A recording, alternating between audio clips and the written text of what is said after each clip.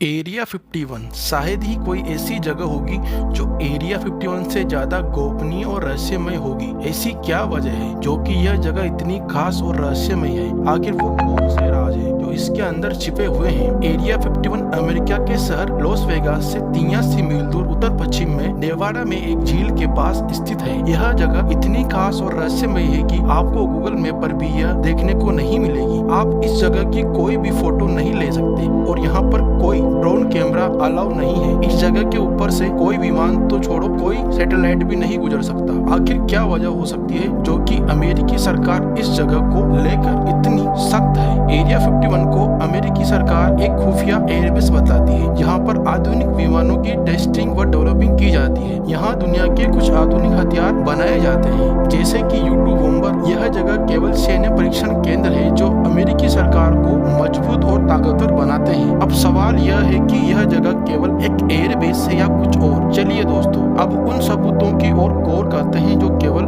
इस जगह को एक एयरबेस नहीं बताते, बल्कि वह इस जगह को एलियंस का अड्डा बताते हैं। बात सन 1947 में घटी एक रोजवेल घटना की है, जिसके बाद एरिया 51 सबसे ज्यादा सुर्खियों में रहा। 1947 में न्यू मैक्सिको में एक UFO क्रैश हुआ और उसके बाद जुलाई 1947 को अखबार में इस खबर को छापा गया, जिसके बाद जल्दी ऐसी खबरें आने लगी कि इस UFO से कई जिंदा तो कई मुर्दे एलियंस बरामद हुए हैं। इस घटना की जांच में जुड़े अधिकारियों में से एक थे वॉल्टर हॉट की मौत के बाद उनका एक आधिकारिक पत्र मिला, जिसमें यह लिखा था कि UFO क्रैश की जांच के दौरान उन्हें वहां पर 2 एलियंस के शव मिले थे, जिसके बारे में उन्होंने सरकार को बताया। इसके बाद सरकार ने उन्हें सख्त निर्देश दिए कि आप इन एलियंस के बारे में पब्लिकली या पत्रकारों को कुछ भी नहीं बताएंगे। इसके बाद इन दोनों डेड एलियंस को एरिया 51 में भेज दिया गया, लेकिन अमेरिकी सरकार के द्वारा इसे एयर बलून हादसा बताकर दबा दिया गया। इस घटना के दौरान एलियंस की डेड बॉडीज मिली थी। इस बात का तब और भी गहरा होता चला गया जब उस दुर्घटना स्थल के चारों ओर कई मीलों के इलाके में सरकार और सेना के अधिकारी कई महीनों तक गहन खोज करते रहे। उसी समय एरिया 51 में काम करने वाले एक अज्ञात व्यक्ति ने इस घटना की कुछ फोटो और वीडियो रिलीज की, जिनमें एलियंस के शवों पर परीक्षण चल रहा था। बाद में उन फोटो और वीडियो को हटा दिया गया। इस घटना के बाद एरिया 51 और भी विवादों में गिरता चला गया। साल 1955 में पहली बार CIA यानी सेंट्रल इन्वेस्टिगेशन एजेंसी ने एरिया 51 के अस्तित्व को स्वीकार किया। सन 1988 में सोवियत संघ और अमेरिका के बीच हुए कोल्ड वॉर के दौरान रशिया के एक सैटेलाइट ने एरिया 51 की कुछ तस्वीरें जारी की। उन तस्वीरों में वहाँ 8 हवाई पट्टी होने की जानकारी मिलती है और यहाँ अमेरिका का खुफिया एयरबेस है। इसके बाद सन 2013 में अमेरिकी सरकार ने एरिया 51 का जिक्र किया। इस दौरान एक रिपोर्ट जारी की गई कि एरिया 51 में अमेरिका का एक सीक्रेट एयरबेस है, न कि एलियंस का अड्डा। लेकिन अमेरिकी सरकार कुछ छुपा रही है। ये बात इतनी आसानी से हजम नहीं होती। इसके बाद कुछ लोग ऐसे दुनिया के सामने आए जो कि कभी एरिया 51 में काम करते थे। बिल हाउस नाम के व्यक्ति ने दावा किया कि वो ग्रे एलियंस के साथ काम कर चुका है। उसने एरिया 51 में मैकेनिकल इंजीनियर के तौर पर सन 1966 से सन 1989 तक काम किया। उसने बताया कि वह जिस एलियन के साथ काम कर चुका था उसका नाम जेरोड था, जो कि एक UFO पायलट था। वह एलियन से टेलीपैथी के जरिए बात करता था, यानी अगर उसके दिमाग में कोई भी सवाल उत्पन्न होता तो उसका जवाब भी स्वतः ही उसके दिमाग में उत्पन्न होता। इस दावे के कुछ दिनों बाद उसकी मौत हो गई। इसी दौरान 1989 में ग्लेन डेनिस नाम का एक व्यक्ति सामने आया।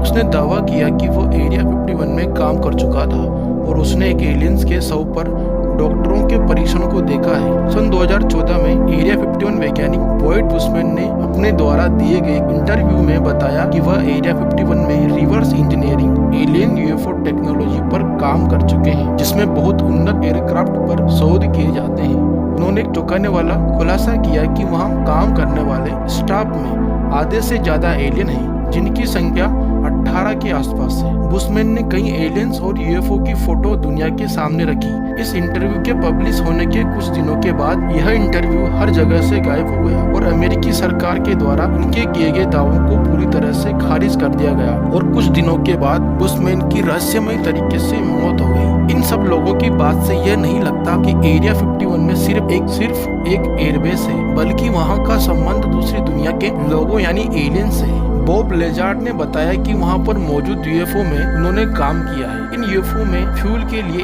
एलिमेंट 115 यूज किया जाता है। मजे की बात तो यह है कि एलिमेंट 115 को बाद में अनपेंटेनियम नाम दिया गया। उन्होंने बताया कि एलियंस महज 1 से 2 घंटे में अपने ग्रह से पृथ्वी तक आसानी से आ जाते हैं। बॉब लेजार्ड ने कई सबूत दुनिया के सामने रखे, लेकिन हर गवाह की तरह अमेरिकी सरकार ने इन्हें भी गायब करवा दिया। सन 1977 में एक अज्ञात व्यक्ति रेडियो शो पर लाइव आया और उसने ये बताया। Hello, Art. Yes. Hi. I don't have a whole lot of time. Well, look, let's begin by finding out whether you're using this line properly or not. Area 51. Yeah, that's right. Were you an employee or are you now? A former employee. Former employee. I was let go on a medical discharge about a week ago, and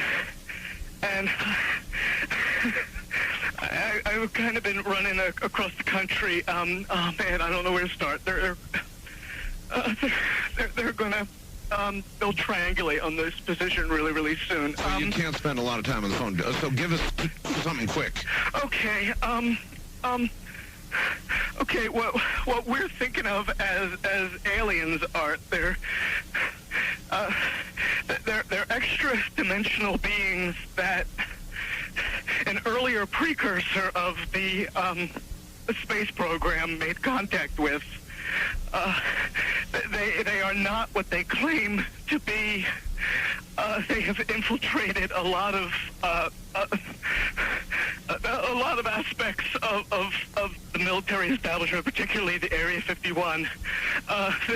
The disasters that are coming, the military. I'm sorry, the government knows about them, and there's a lot of safe areas in this world that they could begin moving the population to now, Art. But they're not doing anything. They are not. They want the major population centers wiped out so that the few that are left will be more easily controllable. Discharge. इन सब बातों से ये लगता है कि अमेरिकी सरकार शायद पूरी दुनिया से कुछ रहस्यमय चीजें छुपा रही है। इन सब व्यक्तियों और गवाहों की बात सुनने के बाद यह लगता है कि शायद एरिया 51 में कुछ और ही चल रहा है। वहाँ शायद अमेरिकी सरकार एलियंस के साथ मिलकर आधुनिक टेक्नोलॉजी पर काम कर रही है, या फिर केवल एरिया 51 एक सैन्य अड्डा है जहाँ पर एडवांस